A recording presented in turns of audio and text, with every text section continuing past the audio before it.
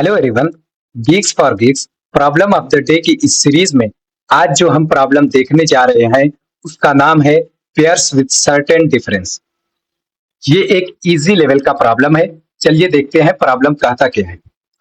Problem है given an array of integers and a number के, यानी कि एक एरे गिवन होगा। कौन सा एरे? जिसके अंदर जो एलिमेंट होंगे वो सब के सब इंटीजर्स होंगे। एंड अ नंबर के, और एक नंबर दिया होगा के। The task is the find the maximum pair sum with the following conditions on the pair, यानी कि हमें मैक्सिमम पेयर सम निकालना है। जो हमें पेयर निकालना है उसके लिए नीचे जो कंडीशन है वो कंडीशन फॉलो होनी चाहिए। यहाँ पर देखिए, यहाँ पर तीन कंडीशन दी हुई है, ये तीनों कंडीशन फॉलो होनी चाहिए। पहला कंडीशन है कि pair difference should be less than के, यानी कि जो भी पेयर हम लोग लेंगे उसका डिफरेंस जो है वो लेस देन के होना चाहिए। दूसरा है पेयर शुड बी डिसजॉइंट, यानी कि for example if x y is a result pair, यानी कि अगर हम एक्स वाई एक बार हम लोग ले चुके हैं, then neither x nor y should appear in any other result pair, यानी एक बार अगर हम लोग कोई भी पेयर ले लेते हैं तो हम उन दोनों में से कोई भी एलिमेंट दोबारा नहीं ले सकते हैं। तीसरा है sum of P pairs means sum of two P elements in the result. मतलब ये है कि अगर पी पेयर से मान लेते हैं कि हमें दो पेयर मिल रहा है, क्या क्या, x1 कामा y1 और x2 कामा y2, हमें ये दो पेयर मिल रहे हैं। तो जो सम होगा उसके अंदर चार एलिमेंट्स का सम होगा, यानी कि x1 plus y1 plus x2 plus y2, ये चार एलिमेंट हैं। और लास्ट में क्या करा है, if no valid pairs can be formed, यानी कि कोई भी हमें ऐसा पेयर नहीं मिला जिसके अंदर ये तीनों कंडीशन सेटिस्फाइड हो रही है, तो हमें रिटर्न क्या कर देना है, जीरो रिटर्न कर देना है। चलिए अब एग्जाम्पल देखते हैं। पहला एग्जाम्पल दिया है input A R R equal to 3, 5, 10, 15, 17, 12, 9 और के इक्वल टू क्या दिया है, के इक्वल टू 4 दिया हुआ है। ठीक है, इसका आउटपुट 62 आ रहा है। कैसे 62 आ रहा है, चलिए वो देखते हैं। एक्सप्लेनेशन दिया है the valid disjoint pairs with difference less than के आर 3, 5, यानी कि ये एक ऐसा पेयर है जिसका डिफरेंस जो है वो के से छोटा है। दूसरा है 10, 12, इसमें भी वो सारी कंडीशन सेटिस्फाइड हो रही हैं। 15, 17, इसमें भी सारी कंडीशन सेटिस्फाइड हो रही है। तो इसलिए जब हम लोग इस 6 एलिमेंट का सम करेंगे, यानी 3 plus 5 plus 10 plus 12 plus 15 plus 17 equal to 62 आएगा। And alternative pairing could be क्या क्या, 3, 5, 9, 12, 15, 17, यानी कि इसमें भी वो सारी कंडीशन सेटिस्फाइड हो रही है। लेकिन इसमें प्रॉब्लम क्या है कि इसका सम जो है वो 62 से कम आ रहा है। क्या एक्सप्लेनेशन दिया है कि however this combination results in a smaller total sum so it is not optimal, यानी कि हमें जो मैक्सिमम सम देगा हमें वो लेना है। चलिए अब सेकंड एग्जांपल देखते हैं। सेकंड एग्जांपल में क्या क्या दिया है, एरे के अंदर 5 दिया है, 15 दिया है, 10 दिया है और 300 दिया है और के इक्वल टू 12 दिया है।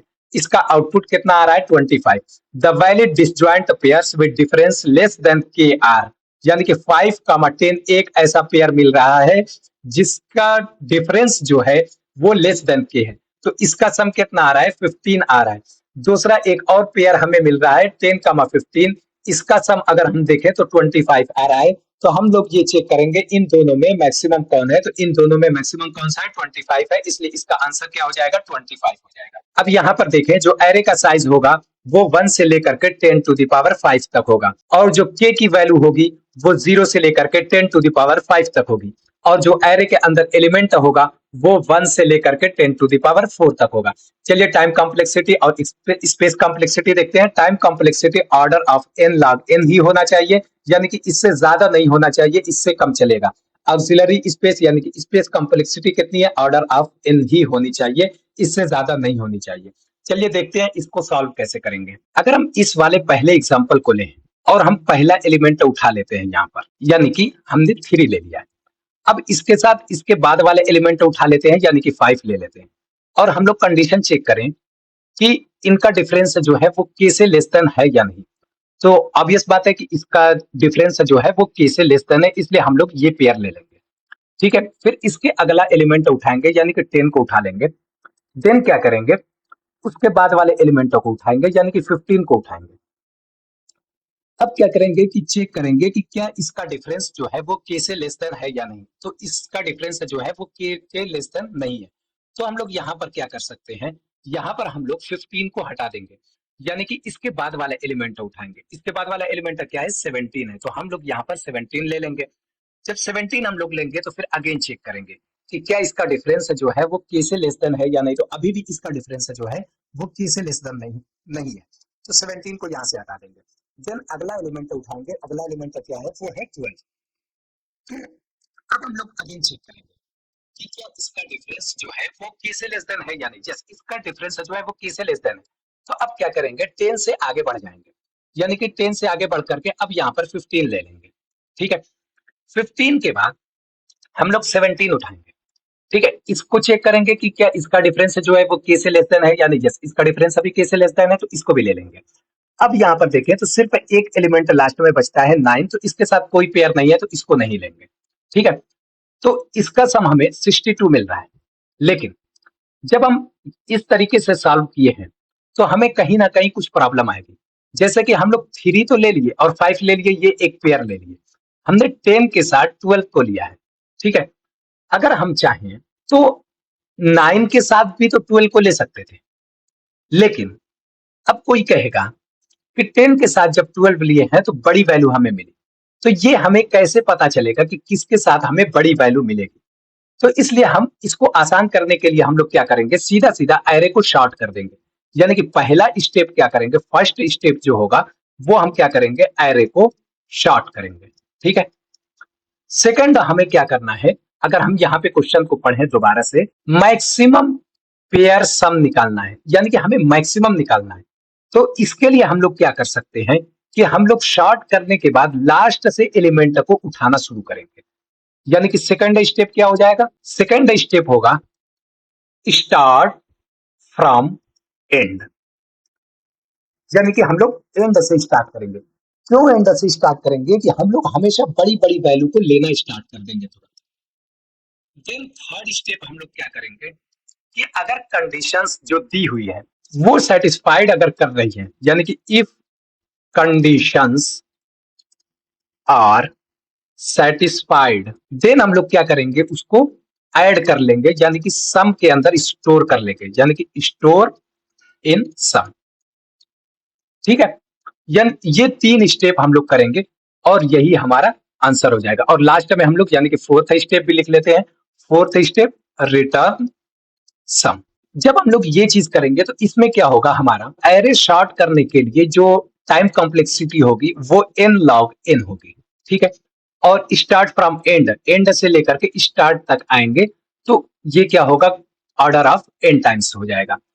और बाकी कंडीशन चेक करने में ऑर्डर ऑफ 1 कह सकते हैं, और स्पेस कॉम्प्लेक्सिटी क्या है, ऑर्डर ऑफ 1 है। तो टोटल जो टाइम कॉम्प्लेक्सिटी क्या, ये तो स्पेस कॉम्प्लेक्सिटी हो गई ऑर्डर ऑफ 1, और टाइम कॉम्प्लेक्सिटी क्या हो जाएगी, order of sorry n log n।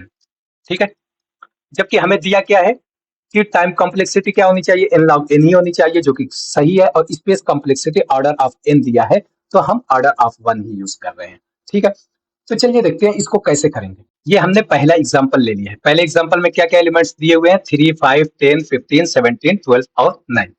तो पहला स्टेप क्या है, पहला स्टेप ये है कि हम लोग इसको शॉर्ट कर लेंगे। एलिमेंट को शॉर्ट करेंगे तो क्या क्या हो जाएगा, यहाँ पर 3 हो जाएगा, 5 हो जाएगा, देन यहाँ पर 10 नहीं होगा, यहाँ पर 9 हो जाएगा।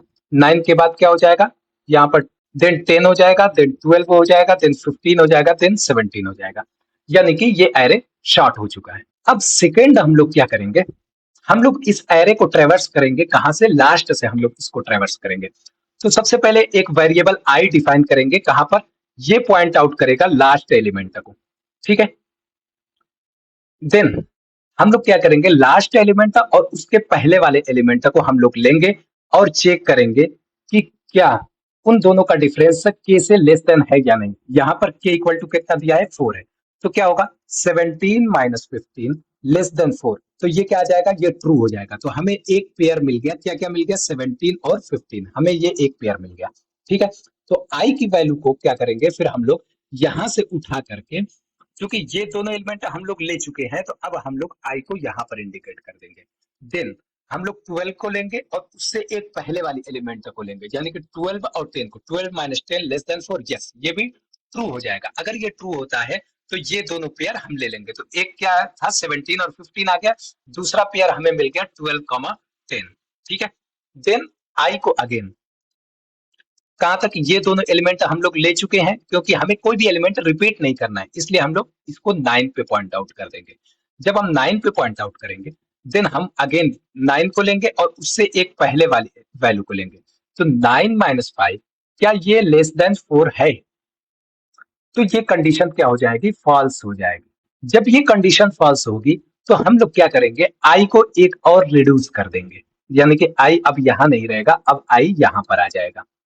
तो क्या होगा, अब क्या होगा, 5 माइनस 3, क्या ये लेस देन 4 है? यस ये लेस देन 4 है, तो ये ट्रू हो जाएगा। तो यानी कि 5, 3 हमें एक और पेयर मिल गया, तो हमें ये 3 पेयर मिल गए। तो कितना आ जाएगा, 17 plus 15 plus 12 plus 10 plus 5 plus 3, इसकी वैल्यू कितनी आ जाएगी, इसकी वैल्यू आ जाएगी 62, और यही हमारा आंसर हो जाएगा। तो चलिए अब इसका कोड देखते हैं कि कोड क्या होगा। चलिए अब गीक्स फॉर गीक्स की वेबसाइट पे चलते हैं। हम लोग जीएफजी की वेबसाइट पे आ चुके हैं और अब हम यहाँ पर कोड देखेंगे। तो सबसे पहली चीज हमें यहाँ पे क्या करना है, हमें एरे को शॉर्ट करना है। एरे को शॉर्ट करने के लिए एक सीधा सीधा फार्मूला होता है जावा के अंदर, वो क्या होता है, एरेज डॉट शॉर्ट। इसके अंदर हम लोग एरे को पास कर देंगे, इससे एरे क्या होगा, डायरेक्टली शॉर्ट होगा। अब हम लोग क्या करेंगे, एक वेरिएबल डिफाइन करेंगे इंट सम के नाम से, और इसको 0 से अभी इनिशियलाइज कर देंगे। देन हम लोग फॉर लूप लगाएंगे। फॉर लूप कहां से कहां तक, लास्ट से लेकर के 0 तक, यानी कि एरे की जो लेंथ है वो उसके एंड से लेकर के स्टार्टिंग 0 तक आएंगे। तो किस तरीके से आएंगे, for loop int of i equal to A R R dot length -1। -1 हम लोग इसलिए कर रहे हैं क्योंकि जो इंडेक्सिंग होती है वो 0 से स्टार्ट होती है, तो इसलिए अगर एरे का लेंथ 5 होगा तो हम लोग कहां से करेंगे, हम लोग 4 से स्टार्ट करेंगे, क्योंकि 0 1 2 3 4 यानी कि 5 एलिमेंट हो गए, तो इसलिए 4 से स्टार्ट करना होगा। Then i is greater than 0, हम लोग यहाँ पे सिर्फ ग्रेटर देन 0 लिख रहे हैं। ग्रेटर देन इक्वल टू 0 इसलिए नहीं लिख रहे हैं कि हम लोग हमेशा दो एलिमेंट को उठाएंगे। कौन कौन सा, एक एलिमेंट यानी कि i equal to array dot length -1, then उसके जस्ट पहले वाला एलिमेंट उठाएंगे। तो इसलिए अगर हम आई इक्वल टू 0 लेंगे तो लास्ट में क्या होगा, लास्ट वाला एलिमेंट उठा लेगा और उससे जस्ट पहले के लिए इस ये इंडेक्सिंग क्या होगा, 0 से पीछे चली जाएगी, जो कि array index out of bound error आ जाएगा। इसलिए आई इज ग्रेटर देन 0 हमने लिखा है, देन आई माइनस माइनस। ठीक है, अब इसके अंदर हम लोग कंडीशन चेक करेंगे। क्या कंडीशन चेक करेंगे, if A R R of i minus A R R of i -1, यानी कि जो एलिमेंट हम लोग उठा रहे हैं वो एलिमेंट और उससे जस्ट पहले का एलिमेंट है, इन दोनों का डिफरेंस जो है वो लेस देन के है या नहीं। अगर ये लेस देन के है तो हम लोग क्या करेंगे, यहाँ पर सम के अंदर sum equal to sum plus A R R of i, और प्लस में दूसरा एलिमेंट है A R R of i -1, यानी कि ये दोनों एलिमेंट हम लोग सम के अंदर ऐड कर देंगे। अब हम देखें यहाँ पर फॉर लूप के थ्रू आई जो है वो एक बार रिड्यूस होगा, तो हम लोग चूंकि जब भी हमें कोई भी पेयर मिल जाएगा तो हमें दो बार उसे रिड्यूस करना है, तो आई जो है वो एक बार ऑलरेडी रिड्यूस हो जाएगा, तो एक बार और हम लोग यहाँ पर रिड्यूस कर देंगे। उसके बाद हमें कुछ भी नहीं करना है, हम लोग लास्ट में रिटर्न कर देंगे क्या चीज, सम को। ठीक है, चलिए रन करके देखते हैं। हमने ये कोड रन किया और ये सक्सेसफुली रन हो रहा है, जो एक टेस्ट केस ऊपर दिया हुआ है। चलिए सबमिट करके देखते हैं कि कोई एरर तो नहीं आ रहा है, टीएलई वगैरह। तो यहाँ पर ये सक्सेसफुली रन हो चुका है, यहाँ पर कोई भी एरर नहीं आ रहा है। तो मिलते हैं कल की वीडियो में एक और नए क्वेश्चन के साथ।